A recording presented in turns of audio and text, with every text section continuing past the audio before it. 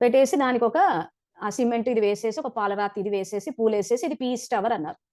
So, మరి piece tower శాంతి స్తంభాన్ని అక్కడ మౌంట్ ఆబులో నాటినప్పుడు, మరి ఎందుకు ఆత్మలు శాంతిగా లేవు? సో, పీస్ ఎక్కడుంది?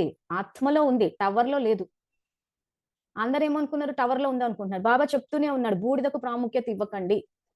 సో, అక్కడ ఏమైపోయింది? స్థూలంగా బూడిదకు ప్రాముఖ్యత ఇచ్చేసి, ఒక ప్లాట్‌ఫార్మ్ లాగా కట్టేసి, పాలరాతేసి, పూలేసేసి, ఆ లైట్ పెట్టేసి పీస్ టవర్ అన్నారు.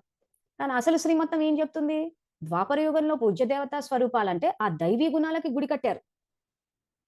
ఏ ఆత్మలో ఏ దైవీ గుణం అయితే ఉంటుందో, ఆ దైవీ గుణాలు ఆత్మలో నుంచి ఎమర్జ్ అయినప్పుడు, వాళ్ళకంటూ ఒక పవిత్రమైన దేవాలయము, ఆ తర్వాత ఆ దేవతామూర్తులను పెట్టి విధిపూర్వకంగా పూజలు చేసుకుంటూ వచ్చారు. సో, దైవీ గుణాలున్న శక్తి స్వరూపాలని, నారాయణుడిని, వీళ్ళని పూజ చేయడం ఎక్కడ? ఇంత బూడిద పెట్టేసుకొని, ప్లాట్‌ఫార్మ్ కట్టేసుకొని, ఒక సమాధికి అంటే ఒక శవాన్ని పూడ్చిన సమాధికి పూజ చేయడం ఎక్కడ? అంటే